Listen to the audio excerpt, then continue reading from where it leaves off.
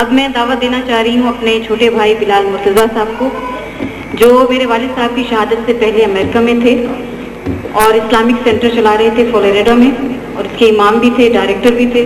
میری والدہ کے حکم کے مطابق یہ پاکستان میں ہیں، اور میرے والد صاحب نے جہاں اپنا مشن چھوڑا، جہاں جہاں درس و تدریس کی محافل چلا رہے تھے، وہ سب کے سب ماشاءاللہ یہ میرا بھائی چلا رہا ہے۔ 12 سال کی عمر میں اس نے قرآن شریف حفظ کر لیا تھا۔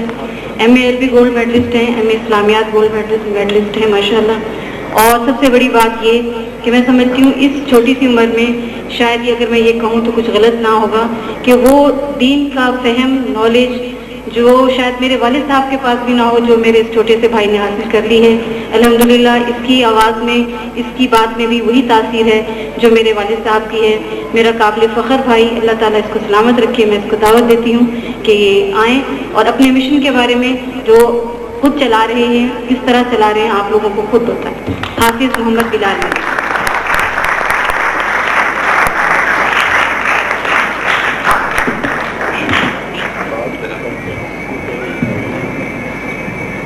بسم اللہ الرحمن الرحیم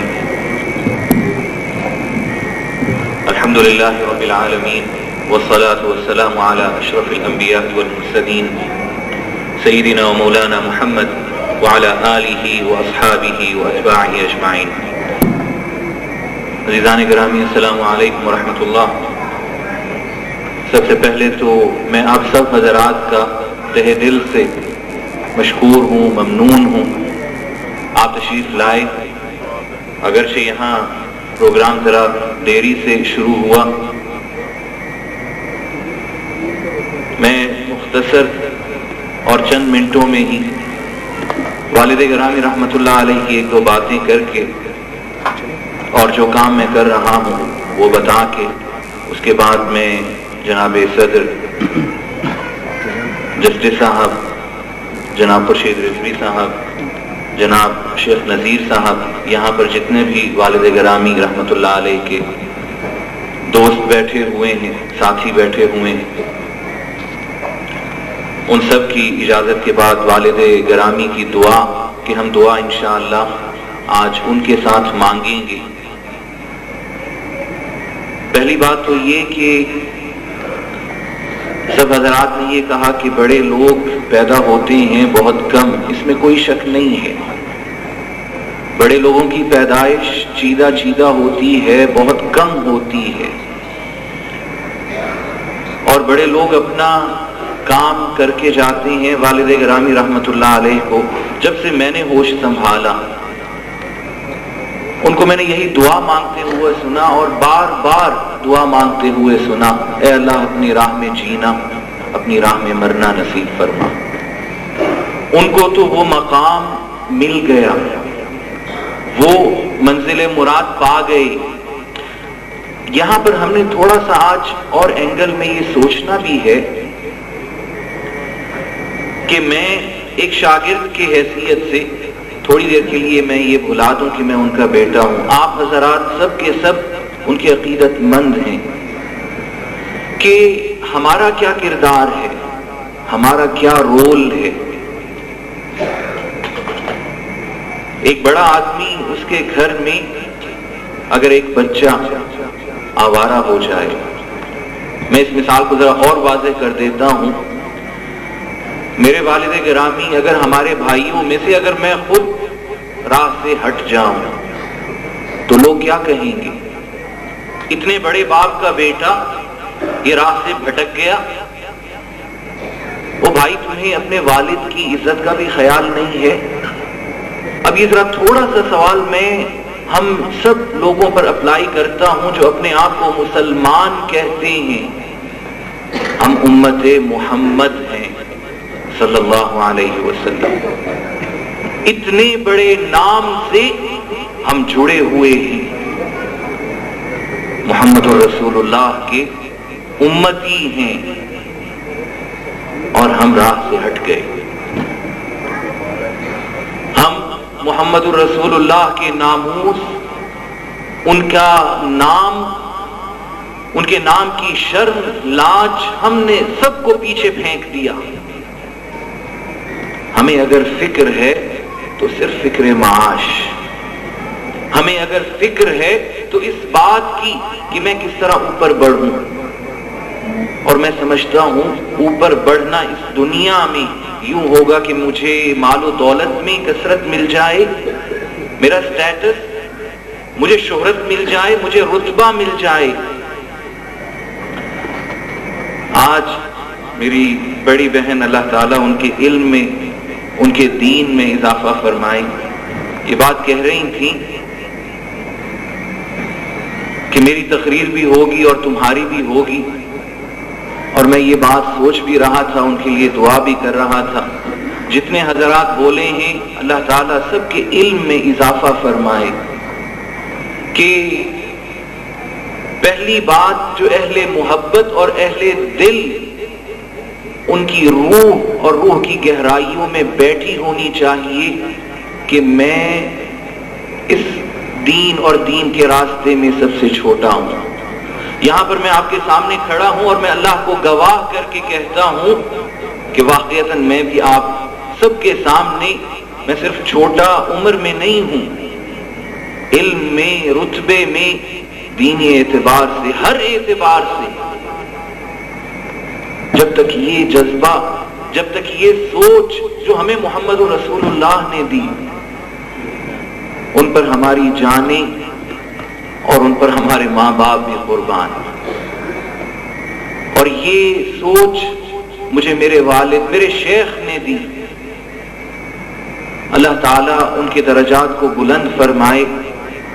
آپ سب حضرات سے صرف میں یہ التماس کروں گا, شیخ والد کا مشن تھا کہ گھر گھر میں قرآن مجید آ جائے, قرآن مجید ہر گھر کا گہوارہ بن جائے. اس کو اپنے گھروں میں نافذ کر لیں. اس کے بغیر ہمیں اپنی پہچان حاصل نہیں ہوگی, ہمیں اپنا تشخص, اپنی آئیڈینٹی ہمیں ملے گی ہی نہیں. پھر ہمیں یہ پتہ ہی نہیں چلے گا کہ ہم میں سے کتنے بک گئے. جب ہمارا اپنا تشخص ہی نہیں تھا, اپنی آئیڈینٹی ہی نہیں تھی, جس نے چاہا پیسے دیے اور اللہ کے رسول کے نام کو میں نے بیچ ڈالا. ہم اس بیماری کا شکار ہیں, ہم اس بیماری میں مبتلا ہیں باقاعدہ کہ ہمیں اپنی پہچان ہم سے کھو گئی, جسے علامہ رحمۃ اللہ علیہ عرفان خودی کا نام دیتے ہیں. ہم سے ہماری خودی اللہ نے چھین لی, کیونکہ اللہ نے سورہ حشر میں یہ بات کہی کہ دیکھو اللہ کو نہ بھلانا ورنہ اللہ تمہیں تمہاری ذات بھلوا دے گا, تمہیں یاد ہی نہیں رہے گا اس دنیا میں تم آئے کیوں ہو, یہ جی رہے ہو کیوں جی رہے ہو, اور کس طرف بڑھ رہے ہو. اس دنیا میں دو ہی گروہ ہیں, ایک اللہ والے اور ایک غیر اللہ. اور آسان لفظوں میں اللہ والے, ان کی ساری تگ و دو, جد و جہد کیا ہوتی ہے, وہ اللہ کے وجود کو منواتے ہیں, مانتے بھی ہیں, منواتے بھی ہیں. جو اغیار میں مگن ہیں وہ کیا کرتے ہیں, بڑے بڑے مکانات بناتے ہیں, محلات بناتے ہیں, بڑی بڑی گاڑیوں میں پھرتے ہیں. کیوں؟ اپنا وجود منوانے کے لیے کہ میں ہوں. کپڑے پہنیں گے کلف والے, اپنا وجود منوا رہے ہیں. ہم اپنا وجود منوائیں گے اور اللہ کو بھلا دیں گے, اللہ تعالی ہمارے وجود کو قائم نہیں رہنے دیں گے. اللہ کے وجود میں فنا ہو جائیں گے. اب ہمارا وجود کبھی بھی ختم نہیں ہو سکتا. جو مرا تیری یاد میں وہ زندہ ہو گیا. یہاں پر ایک اور چیز میں جلدی سے عرض کر دوں. یہ زندگی میں سمجھتا ہوں کہ یہاں پر میں ہمیشہ کے لیے آیا ہوں, اور یہاں پر میں نے سال ہا سال رہنا ہے, اور یہ پلاننگ میں اسی طرح کرتا ہوں کہ میں نے ہمیشہ یہاں رہنا ہے. جبکہ اللہ تعالیٰ فرماتے ہیں کہ اگر یہ زندگی تم نے مجھے دے دی اور ترجیح اول مجھے بنا دیا اس زندگی میں, تو تمہیں میں ہمیشہ کی زندگی دوں گا.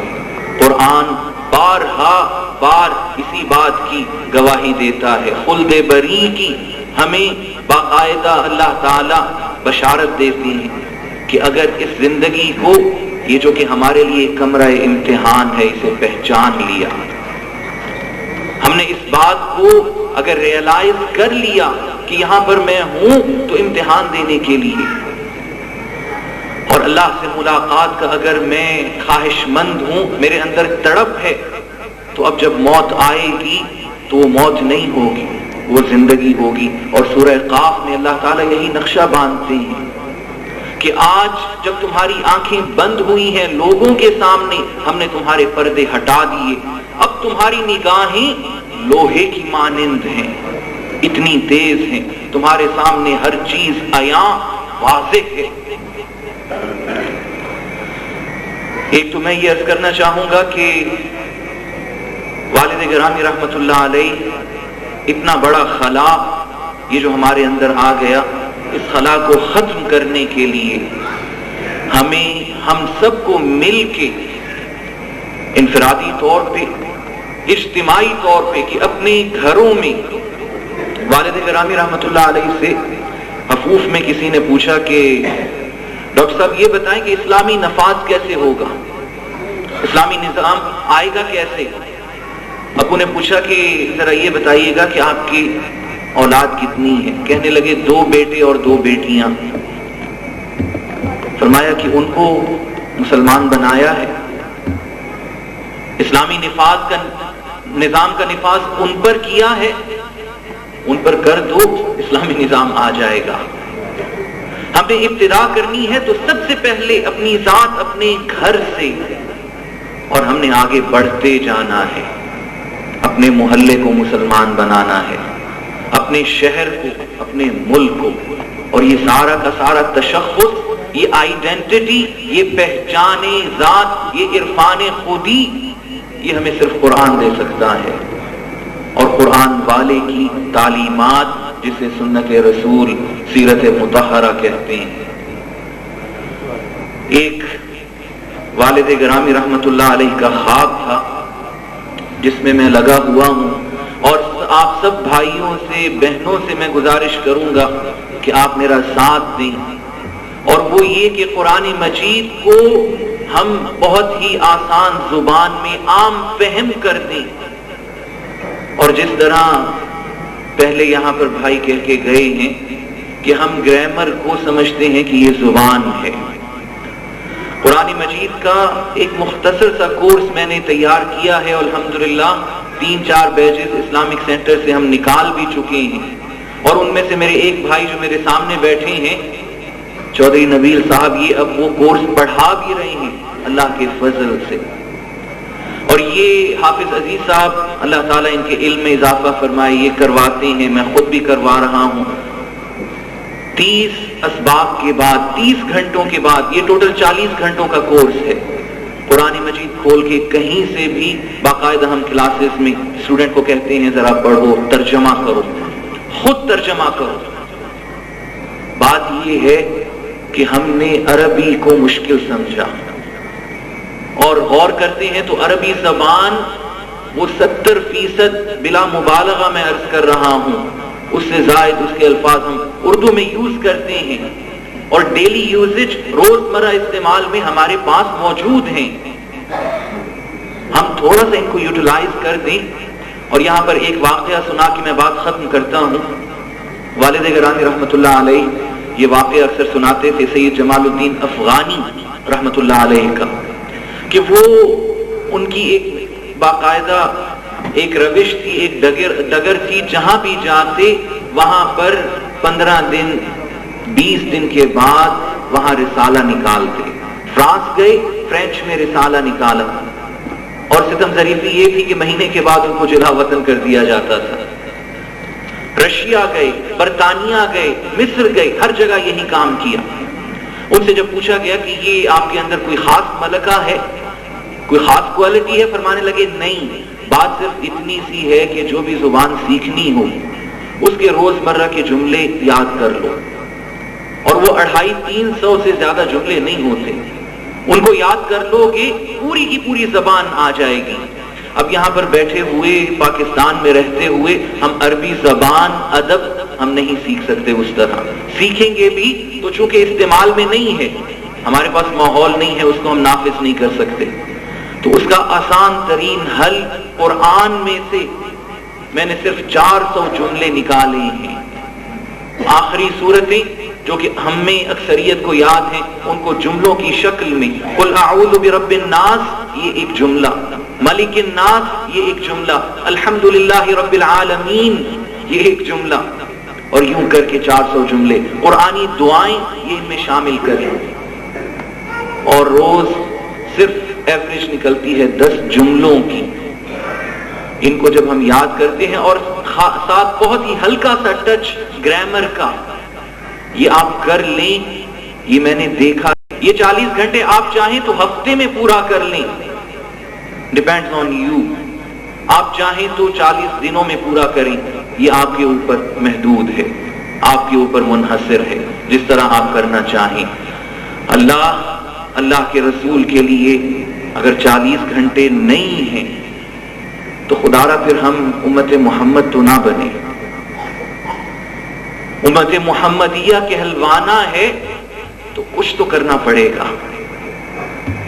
اپنا دل جب تک ہم اللہ اور اللہ کے رسول کے حوالے نہیں کریں گے کہ یہ دین یہ تو ہے ہی محبت کا دین, ہم جب تک قرآن کو ڈائریکٹلی نہیں سمجھیں گے, بغیر کسی ٹرانسلیٹر کے, بغیر کسی ٹرانسلیشن کے بات نہیں بنے گی. ٹرانسلیشن آپ بڑے سے بڑے شاعر کی ٹرانسلیشن کر دیں, ستیہ ناس ہو جاتا ہے. اللہ کا علم عربی اور پھر میں ٹرانسلیشن کروں, قرآن کا متن کہاں رہے گا. اور اسی لیے جتنے بھی پرانے علماء اللہ تعالیٰ کی ان پر رحمتیں ہوں, شاہ ولی اللہ دہلوی ہوں, شاہ عبد القادر ہوں, شاہ رفیع الدین ہوں, جب وہ ترجمے کرتے تھے تو مقدمہ پیش لفظ میں ایک بات لکھتے تھے کہ یہ میرا ترجمہ یہ قرآن کا متن نہیں ہے, یہ قرآن کا ٹیکسٹ, اس کو نہ سمجھیے گا, یہ میرا ذاتی علم ہے اور ذاتی فہم ہے قرآن کا جو میں نے یہاں آپ لوگوں کے سامنے کر دیا ہے. اور یہ اس لیے کہ قرآن کے قریب کسی طرح تو آئیں آپ لوگ. یہاں پر ترجمہ اس نیت سے ہوا تھا اور ہم نے سمجھا کہ ترجمہ ہی بنیاد ہے. اس سے بڑھ کر یہ کہ ایک مفتی, ایک مجتہد, امام اعظم امام ابو حنیفہ رحمۃ اللہ علیہ کے نزدیک اس کو عربی نہیں آتی, وہ مفتی نہیں بن سکتا, وہ دین کا عالم مجتہد نہیں بن سکتا.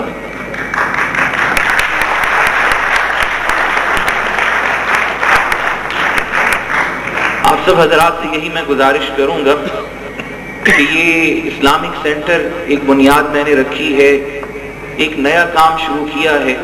یہی سینٹرز اللہ کے رسول نے ہمیں بنا کے دیے تھے. یہ جامعات, یہ وہ مساجد جن میں جمعہ ہوتا ہے, آپ تھوڑی دیر کے لیے غور کریں تو یہ ایک ہفتے کے اندر ہم ایک مرتبہ ضروری ہوتا ہے کہ ہم حاضری دیں مسجد کی. اور تعداد اگر آپ دیکھیں پوری دنیا میں تو لاکھوں نہیں کروڑوں اربوں مسلمان حاضری دیتے ہیں.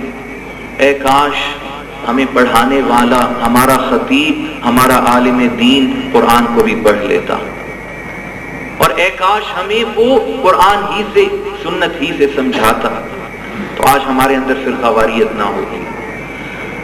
مسجد ہمارا سینٹر تھا لیکن اب مسجد فرقہ واریت کی جگہ بن گئی.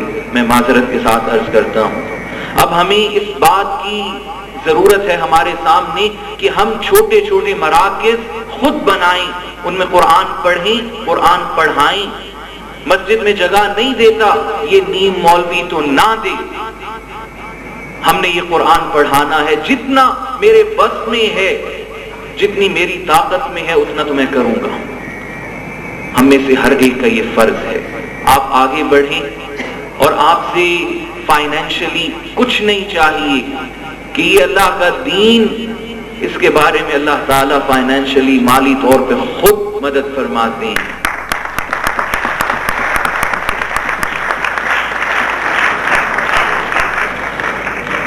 درس قرآن کی ابتدا کی ہے اسلامک سینٹر میں, یہ ڈیفنس میں ہے. یہاں G153 اس کا ایڈریس بنتا ہے، اور یہاں پر ہم لوگ عصر پڑھتے ہیں اور عصر سے 1 گھنٹے تک ادھر سے قرآن جاری رہتا ہے، سوال و جواب بھی ہیں۔ اسی طرح مسجد الاعلیٰ ہے اچھرا میں، وہاں صبح 9 سے 11 درس قرآن ہے۔